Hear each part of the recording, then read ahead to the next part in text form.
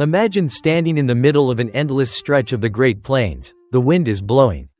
The tall grasses are rustling like ocean waves.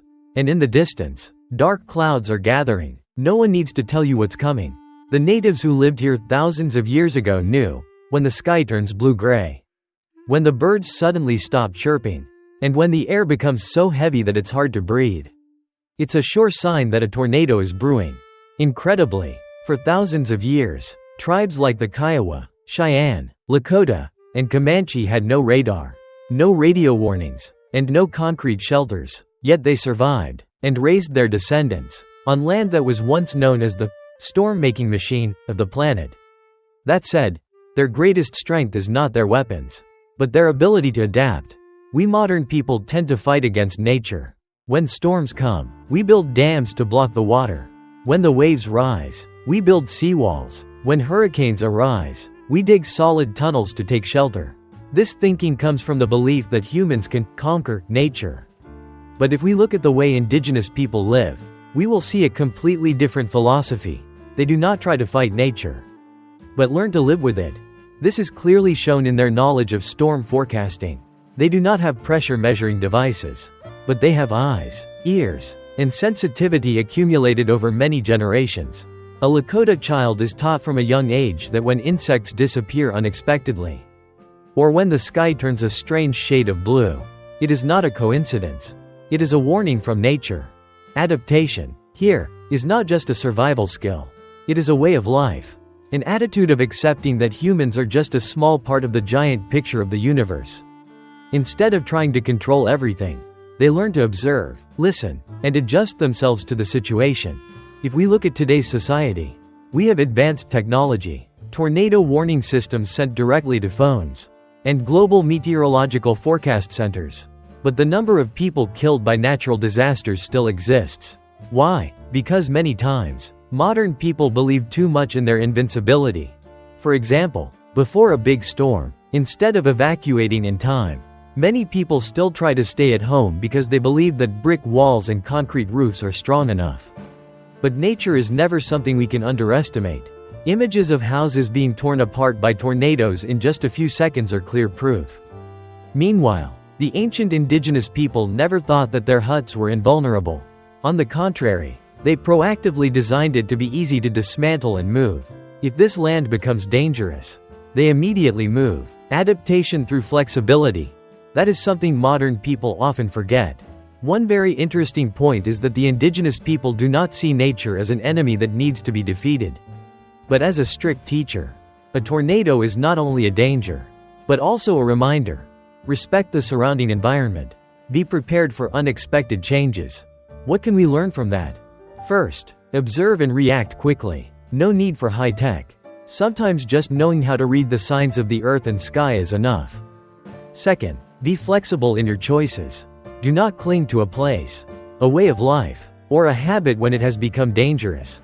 Third, be humble before nature. Humans cannot control everything, and accepting this is the key to long-term survival.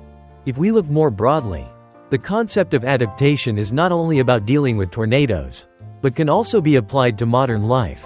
In work, rigid people are often eliminated when circumstances change. On the contrary, those who know how to observe, learn and change will survive in the long term. Indigenous tribes are living proof of that. They may not have steel weapons or concrete houses, but thanks to adaptation, they have survived for thousands of years in one of the harshest environments on Earth. Today, we are also facing other tornadoes, climate change, epidemics, economic crises, and like the Kiowa or Lakota of old, the core lesson remains the same: the more flexible, the one who survives. The Kiowa call the tornado mana, a spirit that is half horse, half snake. It is both powerful and terrifying, like a giant warhorse galloping through the sky, whipping its tail to create a hurricane.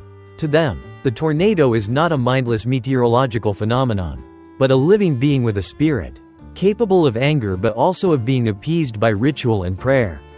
Meanwhile, the Cheyenne have a different view. They call it hevo, meaning great whirlpool. To them, the tornado is nature's tool to restore balance. If a land, a community, or even the world falls into chaos, the tornado appears like the invisible arm of the Creator. sweeping away all the disorder. It is both destructive and purifying. The Shawnee imagine the tornado as a figure with matted hair, whipping the earth to sow chaos. The Arikara and Navajo tell of the whirlwind woman, a spirit who can both destroy and bestow gifts upon those she chooses. A gift from the whirlwind woman can be a blessing, a vision in a dream, or a story passed down through the tribe. All of these images show that for Native people, tornadoes are not just a threat, but also a personality, a supernatural power that needs to be respected and communicated with. It is worth noting that many tribes not only tell stories about tornadoes but also seek to interact directly with them. When the sky is overcast, Kiowa elders often light tobacco, aim the smoke up into the clouds, and smoke and pray. They believe that the smoke, a symbol of purification, can appease the spirit of the tornado. The Cheyenne have a tradition of holding large ceremonies where medicine men invoke the power of the Creator to calm the storm. Legend has it that during the 2013 tornado in El Reno, Oklahoma, the largest ever recorded, a group of Cheyenne shamans stood in a ceremony as the tornado approached. Strangely, the tornado then veered away from their community. To meteorologists, it was a coincidence, but to the Cheyenne, it was evidence that the ritual had been heard. Some tribes even believe that human actions can directly influence the path of a tornado. The Arapaho tell of warriors riding horses, waving their blankets, and shouting at the tornado, as if to drive it away from their camp. It sounds counterintuitive, but in a world without scientific meteorology, the act was not only symbolic but also brought moral resolve to the entire community. Many tornado stories are passed down through oral tradition and visual history. The Kiowa had a Silverhorn calendar, a scroll of pictures that recorded important events over the years. One picture depicts the summer of 1905, known as the Great Tornado Season, with a column of wind blowing away a herd of buffalo. These stories were not simply meant to scare children, but served as survival lessons disguised as myths. For example, the story of a little girl who survived by hiding in a buffalo wallow taught children that when a tornado comes, seek shelter in a low-lying area. This was how knowledge was passed down from generation to generation, making it memorable and rich in imagery. Tornadoes were not just personal affairs. For tribes, they were communal events, where the entire community participated in rituals and responses. When the storms passed, they often held Thanksgiving ceremonies, both to pray for good luck and to heal the spirit of loss. These festivals can last for days, with singing, dancing, and stories recounting the events of the past. Culturally, it is clear that tornadoes have become a central feature of spiritual life. They shape rituals, create legends, and become a test of solidarity.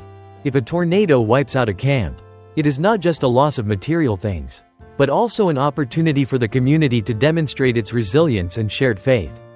What enabled the tribes of the Great Plains to survive for thousands of years in a land of tornadoes is not just a matter of belief or ritual.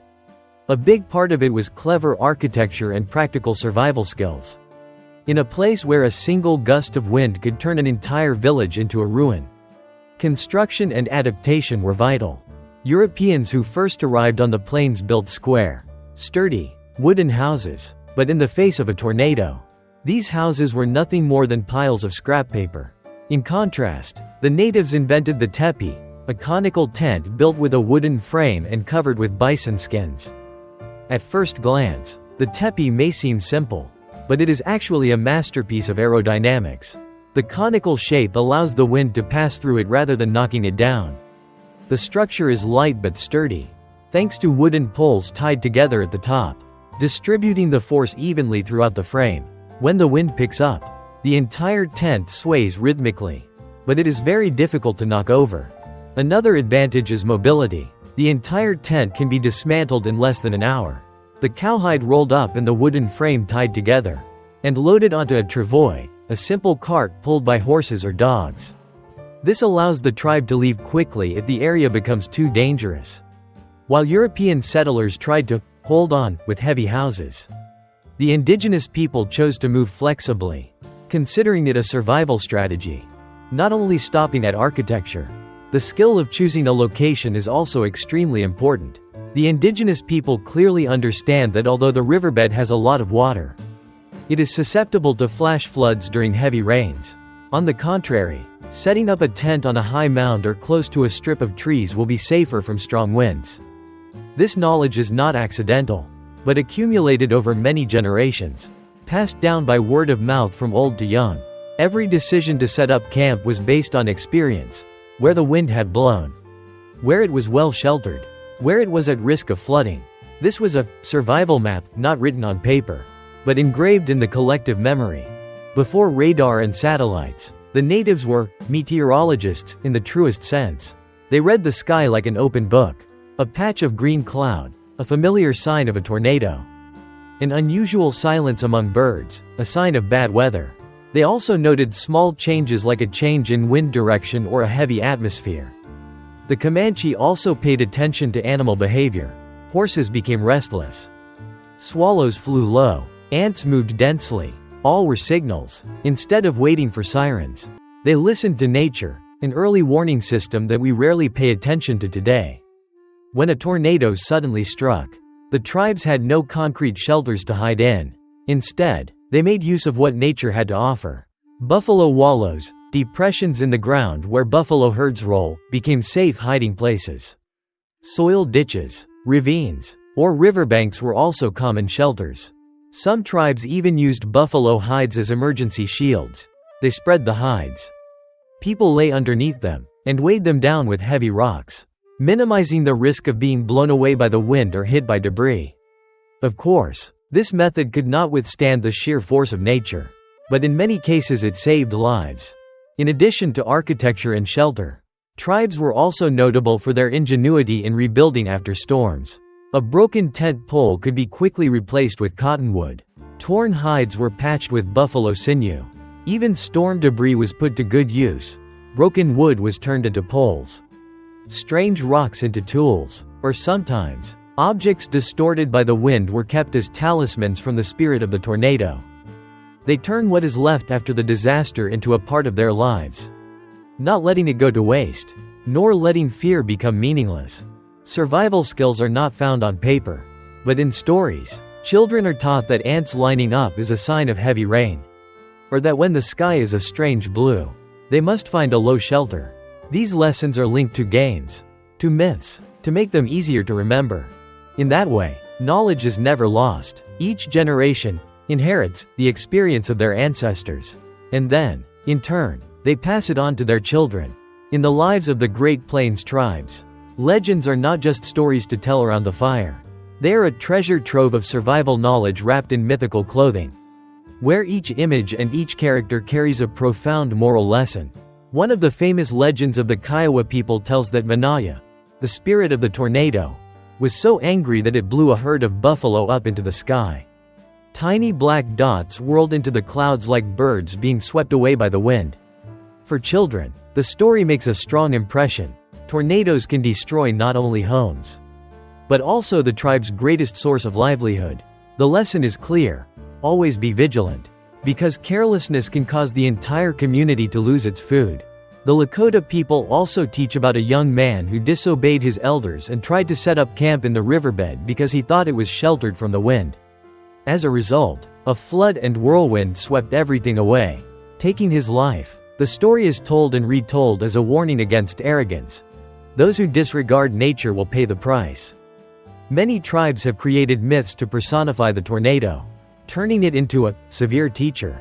The Arikara have a legend of the whirlwind woman, a whirlwind woman who can both bless and punish. She can give gifts, a dream, a premonition, to those who live righteously, but can also destroy those who offend the earth. The message is clear: living in harmony, gratitude and respect for nature will bring protection. On the contrary, greed and contempt will bring disaster. Legends not only instill fear, but also teach practical strategies. The story of the girl who hid in a buffalo wallow to escape a tornado is an example. It sounds like a fairy tale, but in reality, a buffalo wallow is a natural depression that helps protect against the force of the wind. The lesson is easy to remember: to survive, find a low place. By integrating knowledge into stories, Native children are not only entertained but also acquire life skills from an early age, in the most natural way. if the tepi or the forecasting skills helped the natives withstand the tornadoes physically. What really kept them going was the spirit of community. In a land where nature was always lurking, no one could survive alone.